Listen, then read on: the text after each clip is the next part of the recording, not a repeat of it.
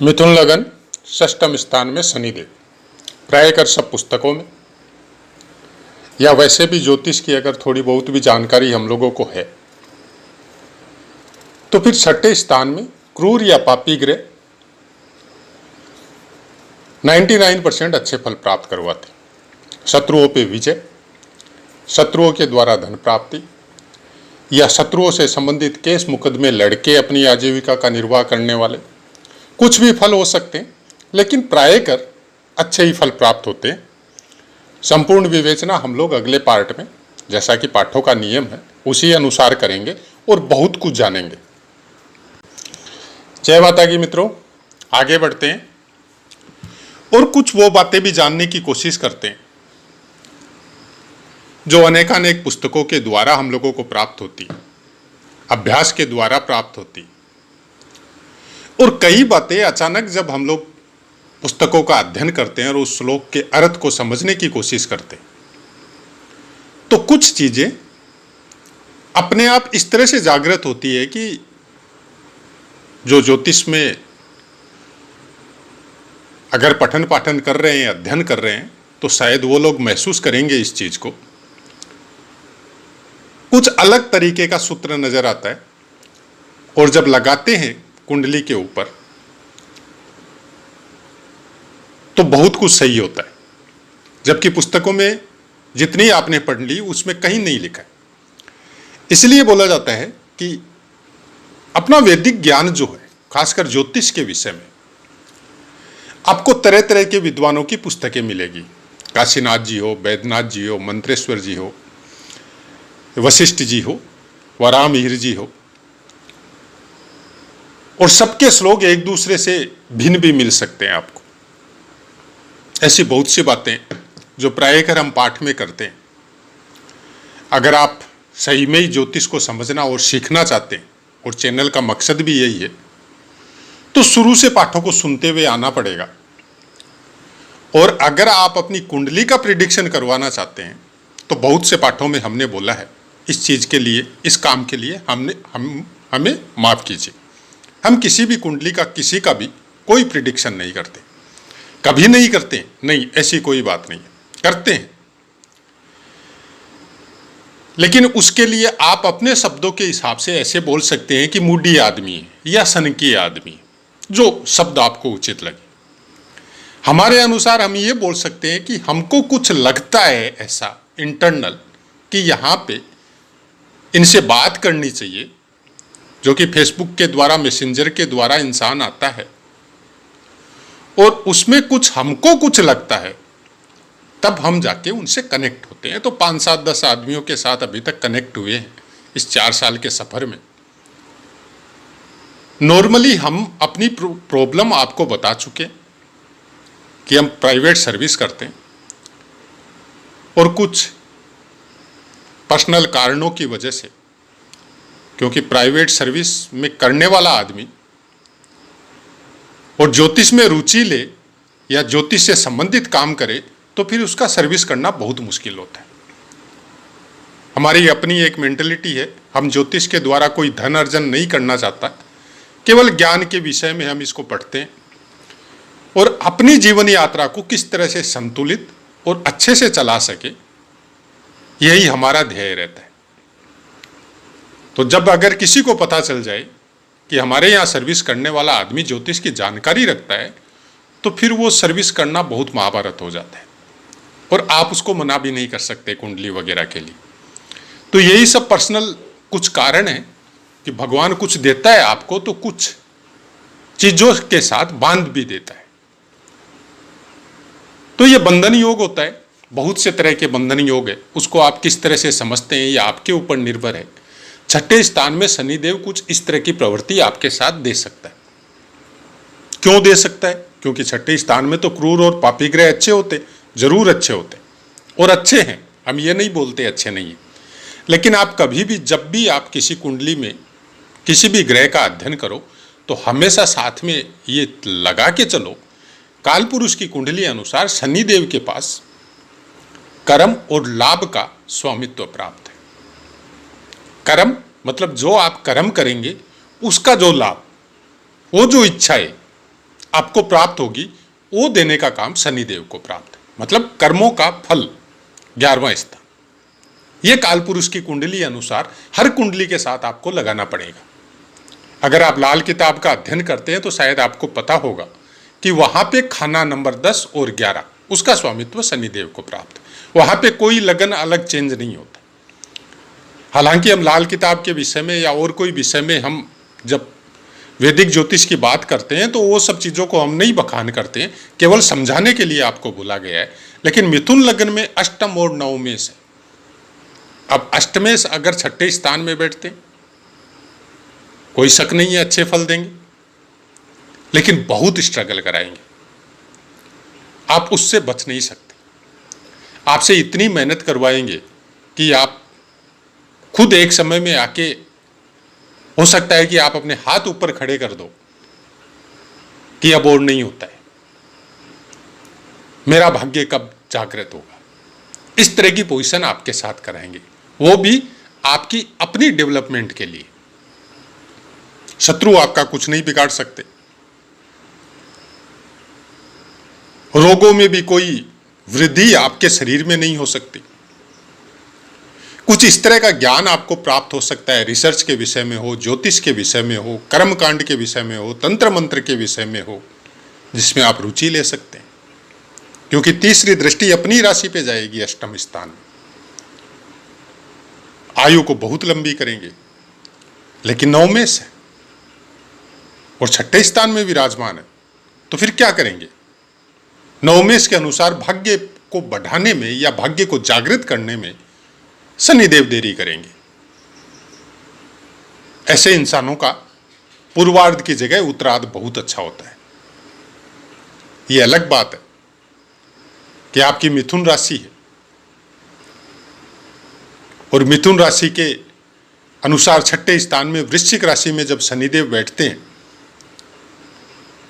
और आपकी अपनी राशि भी कुछ इस तरह की आ जाए शनिदेव के नक्षत्र में या गुरु के नक्षत्र में कि आपको बचपन में ही शनि महादशा मिल जाए, तब ये पीड़ाकारक हो सकती है। क्योंकि शनिदेव की महादशा जिनको भी बचपन में मिलती है या जवानी में मिलती है, प्राय कर पीड़ा का अनुभव करवाती है, आपको बहुत स्ट्रगल करवाती है। लेकिन अगर 40 या 45 साल या 50 साल बाद मिले तो फिर आपके उस 40 साल 45 साल की जर्नी के अनुसार वो महादशा आपको क्रिएट करती है कुछ अलग। बहुत अच्छे कर्म किए तो महादशा खराब होते हुए भी अच्छे फलों का रूपांतर करके जाती। बहुत ही बुरे कर्म किए हैं, हमेशा छल कपट और झूठ का सहारा लिया है, तो अच्छी महादशा होते हुए भी शनिदेव कोई अच्छे फलों का निर्माण नहीं करती। ये कुछ सत्य है जो हम लोग देखना नहीं चाहते। बहुत सी कुंडलियां ऐसी, चाहे हमारी खुद की भी,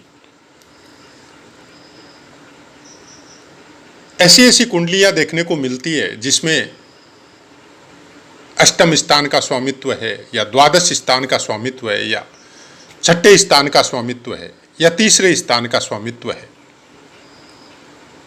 और अच्छी जगह प्लेस भी नहीं है, उसके बावजूद भी उसकी महादशा बहुत अच्छी जा रही है जीवन के उत्तरार्ध में। उसका कारण यही है कि उस मनुष्य ने, उस जातक ने अपने जीवन में बहुत अच्छे कर्म किए।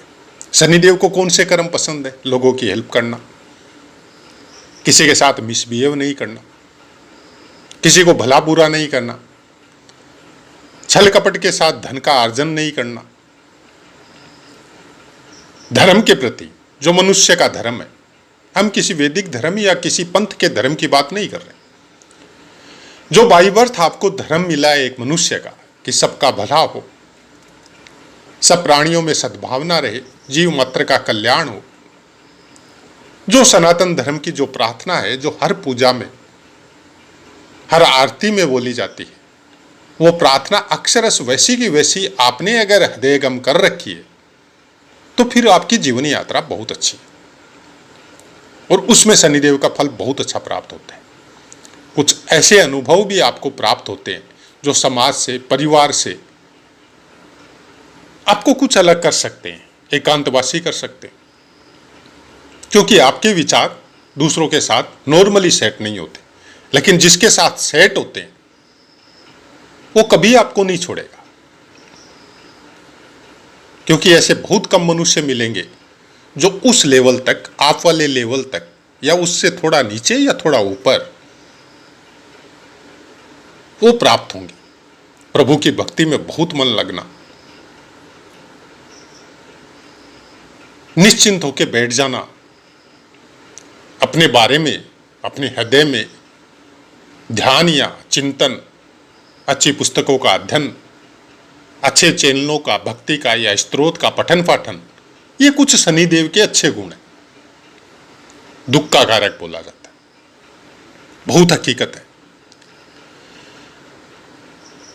क्योंकि दुख का कारण शनिदेव को इसीलिए बोला जाता है कि मनुष्य का जीवन काम त्रिकोण के आसपास घूमते रहता है। तीसरा, 7वां और 11वां स्थान, भोगों की प्राप्ति के लिए हम लोग अपनी यात्रा को निरंतर कठिन बनाते रहते हैं, और उसी पीरियड में जब शनिदेव की महादशा आती है तो फिर उस यात्रा में कुछ इस तरह के गड्ढे आपको मिलते हैं कि बार बार आप गिरते हैं, ठीक होते हैं, फिर उसी यात्रा में लग जाते हैं, फिर वो गड्ढे बना देते हैं। ये शनिदेव का काम है। शनिदेव आपको सुधारना चाहते हैं, शनिदेव आपको सही रास्ते पे लाना चाहते हैं। कुछ जगह में शनिदेव मजबूर होते, अपनी राशि में, उच्च राशि में, क्योंकि पिछले जन्मों में कुछ ऐसे कर्म किए थे कि शनिदेव इस जन्म में आपको कोई दुख नहीं देते। अगर उस चीज़ों को समझ लिया और उन कर्मों को भी शनिदेव के अनुसार बहुत अच्छे से करके ले गए, तो फिर शनिदेव तो मरने के उपरांत पता चलेगा कि क्या क्या कर सकते। लेकिन हमारे अनुसार ज्योतिष शास्त्र में अगर किसी ग्रह को देखा जाए डीपली, तो शनिदेव से अच्छे ग्रह नहीं मिलेंगे आपको। प्रकांड भक्ति ईश्वर की शनिदेव के अलावा प्राप्त नहीं हो सकती किसी ग्रह से। अंतर्मन की यात्रा शनिदेव के अलावा किसी ग्रह, कोई ग्रह नहीं देता।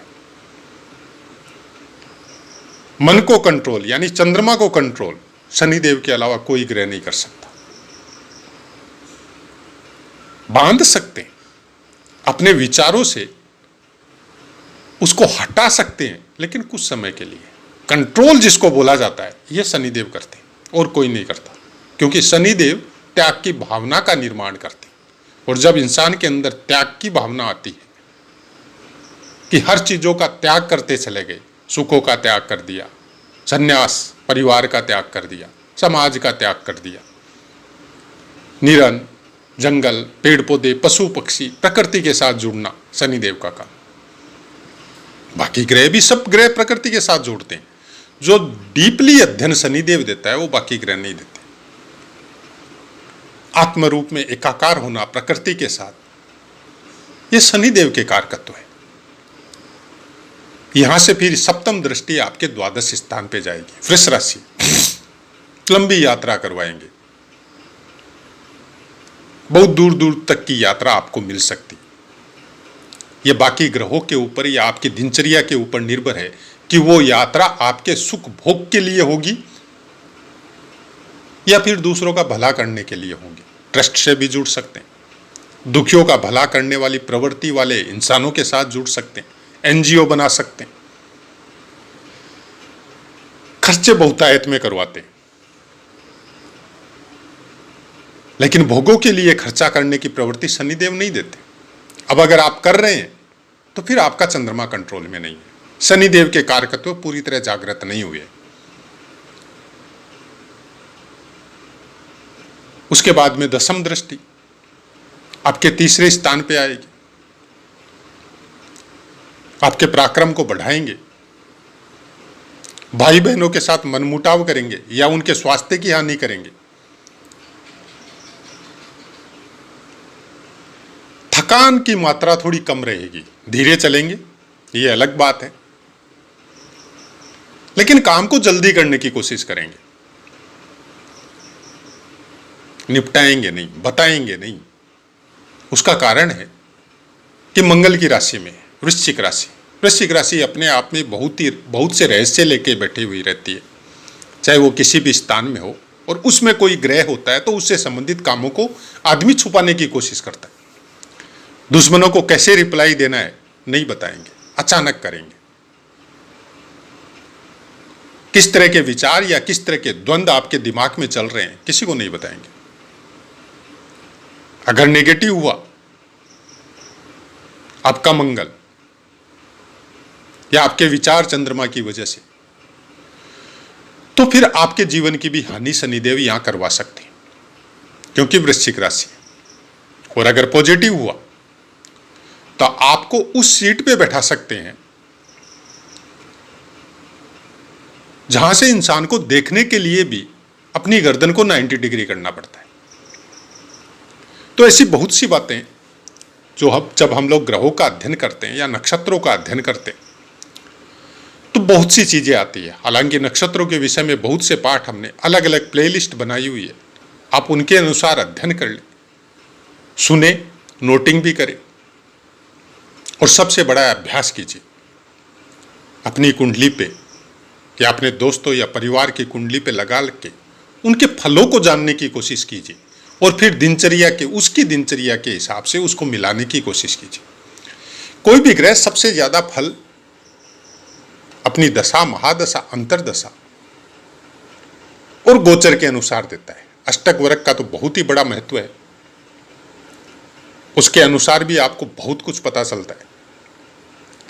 हालांकि गोचर में कैसे ग्रह कहां कहां पे आपको अच्छे फल देते हैं, कहां बुरे फल देते हैं, इसका भी पाठ हमने दिया हुआ है, शायद आप सर्च कर लीजिएगा, क्योंकि ये सब शुरुआत में हमने पोस्ट कर दिए थे। उसके बाद में हम ये लग्न अनुसार भावों के फल आपको बताने शुरू किए, जो अनवरत चलेंगे। उसके बाद में ही आगे कोई पाठों को सोचेंगे कि आगे क्या देना है, क्योंकि ज्योतिष समुद्र है। आप ऐसा मत सोचिए कि हम आपको पाठ देते हैं तो हमको 2 मिनट लगता है या आधा घंटा लगता है बोलने में, हमको कोई पुस्तक नहीं देखनी पड़ती है, नहीं, बहुत अध्ययन करना पड़ता है, बहुत कुछ सोच समझ के बोलना पड़ता है, क्योंकि वाणी पे रेस्टिकेशन, चाहे ज्योतिष हो चाहे आम आदमी हो, सबको रखना पड़ेगा। आप किसी को कुछ बोल रहे हैं तो बोलने के पहले आपको 1000 बार सोचना पड़ेगा कि जो पुस्तक में लिखा है वैसा का वैसा बोल दें, क्योंकि हम तो बोल के साइड हो जाएंगे और आपको पुस्तक का लिखा हुआ प्रूफ दे देंगे, लेकिन उसका असर आपके दिमाग पे कितना होगा, उससे आप दुखी कितने होंगे, ये मैटर करता है। हम बहुत से पाठों को हम आपको बता चुके हैं, बहुत बार बता चुके हैं कि पुस्तकों में लिखे हुए को अक्षरश वैसा का वैसा सच मत मानिए। ये वो कोड है जिसको समझने के लिए आपको अभ्यास और ध्यान साधना करनी पड़ेगी। ज्योतिष कोई पुस्तक के लिखे हुए को याद करके फल बताने की विधि नहीं है, और फल बताने के लिए तो बहुत कुछ रेस्टिकेशन ज्योतिष की पुस्तकों में लगाया गया है।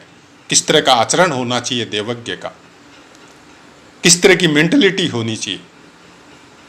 आपको क्या लगता है कि बाकी जैसे चैनल में कभी भी कैसे भी पाठ बना के आपको बार बार देते रहते कि किसी का चैनल बहुत ज़्यादा फेमस हो गया और उसके बहुत व्यू आते, तो वो दिन में 3-3 पोस्ट बना बना के आपको दे रहा है, क्योंकि व्यू तो आ रही है, व्यू आ रहे हैं तो उसके व्यू बढ़ रहे हैं, कोई देख रहा है तो उसको एडवर्टाइजमेंट का पैसा मिल रहा है।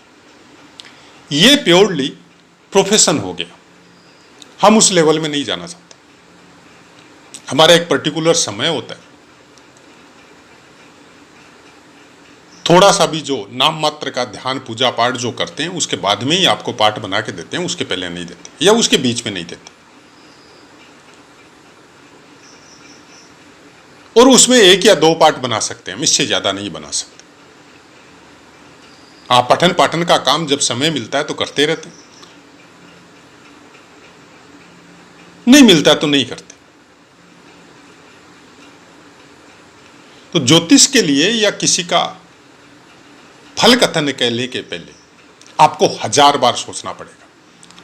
क्योंकि इन फलों में बहुत कुछ चेंज हो जाता है जब नक्षत्र का चरण या नक्षत्र चेंज होता है। हर राशि में 3 नक्षत्र आ जाते हैं, 2 पूरे आ जाते हैं, 1 नक्षत्र का 1 चरण आता है।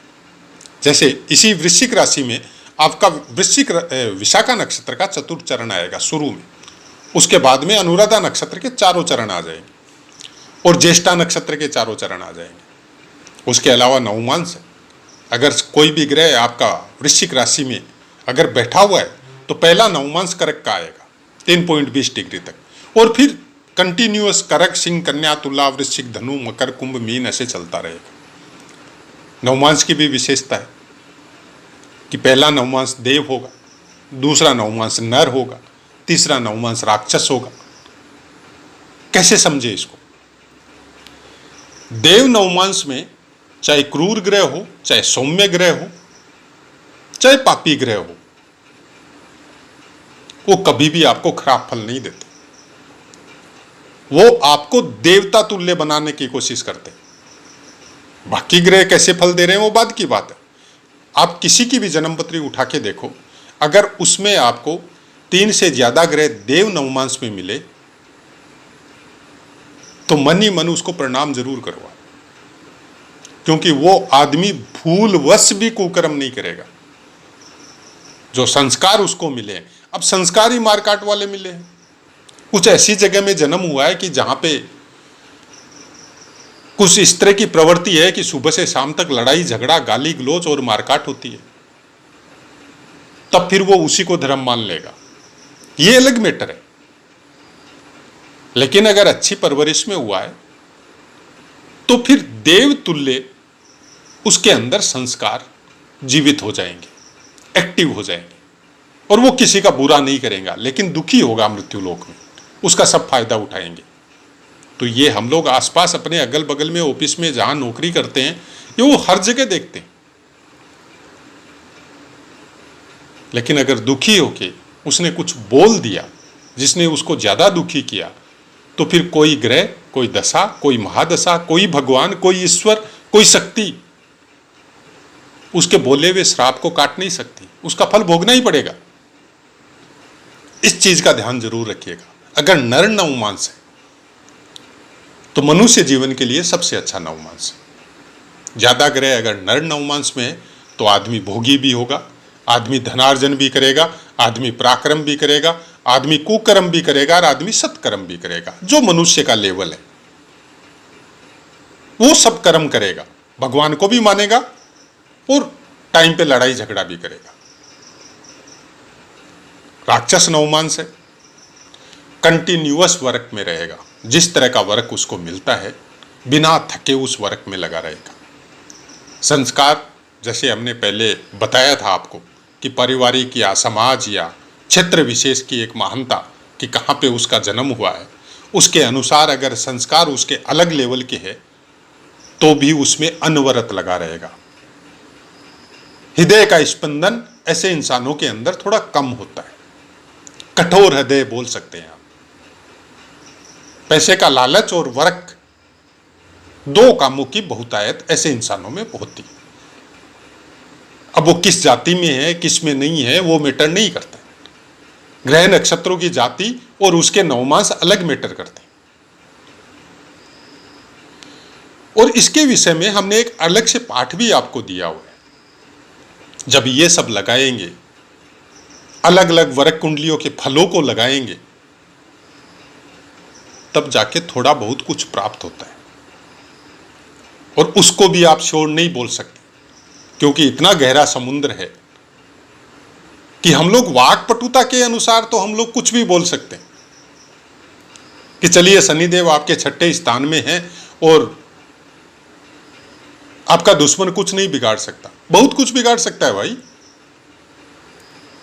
अगर आपके अंदर गट्स नहीं है, अगर आप प्रोएक्टिव नहीं है, तो यह भाग्यश भी है, यह आपको बहुत पीड़ा दे सकता है। शनिदेव को अनुशासन चाहिए। शनिदेव के अनुसार कर्म करेंगे तब शनिदेव चाहे कहीं भी प्लेस हो आपको अच्छे ही फलों का रूपांतर करके देंगे। तो ऐसा है मित्रों, पाठ समझ में आया होगा। अब अपनी वाणी को विराम देते हैं और आपसे आज्ञा लेते हैं। जय माता।